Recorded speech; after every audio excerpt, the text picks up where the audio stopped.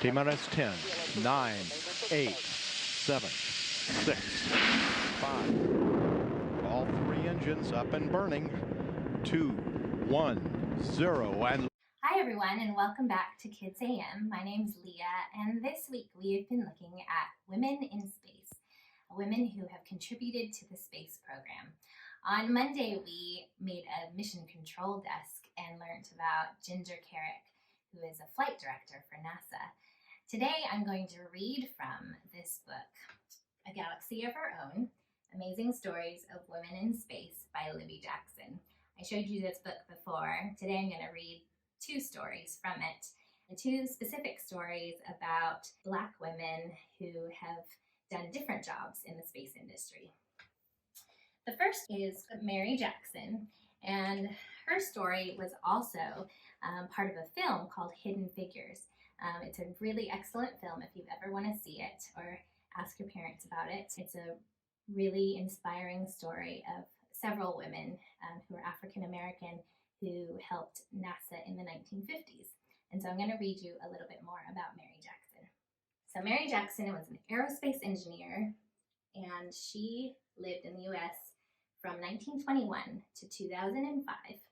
And this is a portrait of her doing math. Mae Jemison lived in Virginia, USA, at a time when there were unjust racial segregation laws and white people considered Black people to be inferior. Mae spent her life fighting this inequality and helping others to see that they could do so as well. She was very bright and pushed herself through school and university to get top marks and a degree in math and physics. She joined NASA's Langley Research Center in 1951 as a computer, doing mathematical calculations for engineers. Mae worked in the team that used the supersonic wind tunnel, a machine that blasted models of aeroplanes and spacecraft with air moving at nearly twice the speed of sound, so that engineers could test their designs at high speeds. One day, John Becker, a very senior manager, gave her a calculation. She finished the assignment and handed it in, confident that her work was correct. When Becker questioned the answer, she stood firm. She knew she had done the sums correctly. Back and forth they went, but Mae was steadfast. Eventually, Becker realized that the inputs he had given her were wrong, and her calculations were perfect. He apologized. Word spread that Mae was a force to be reckoned with, unafraid to stand her ground with top management. Kaz Sarnecki, Mae's boss at the wind tunnel, could see that she was extremely talented. At the time, most universities did not accept women on engineering courses, and Black female engineers were unheard of. But he suggested that she take the exams. Mae thought this was a brilliant idea.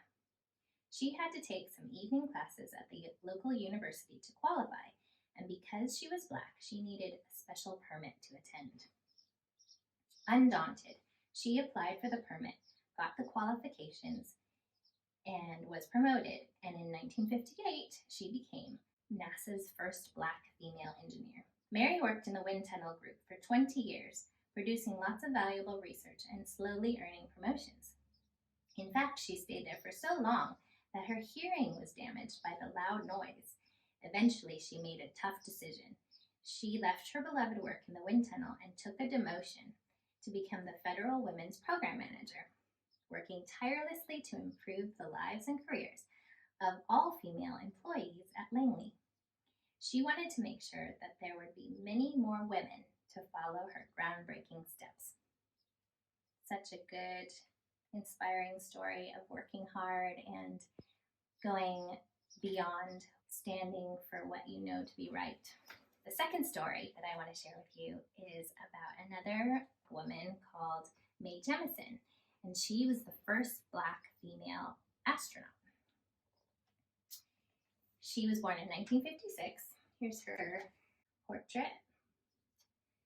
And she was born in 1956 in the USA, and she's still working.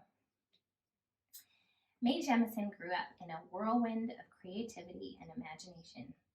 Inspired by the Apollo missions and science fiction such as Star Trek, She always assumed she would go into space one day. She was a brilliant dancer, loved fashion design and art, but was also great at science, so she studied medicine and became a doctor. When she had the chance to apply to be an astronaut, she decided to give it a shot. She was making her application, and it never crossed her mind that no Black woman had never been to space before. Mae was selected by NASA and spent 8 days in space on STS-47 in September of 1992. During her mission, Mae worked with a number of experiments, including producing the first non-insect babies conceived and hatched in space. She fertilized some frogs' eggs and then observed as the spawn hatched into tadpoles, which grew in space and came back to Earth.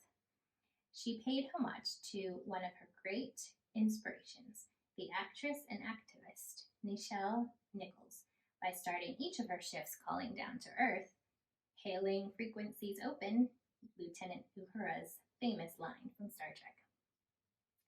Mae wanted to use her platform as the first Black woman in space to help inspire women of all races to be involved with science, helping to shape the development of the world.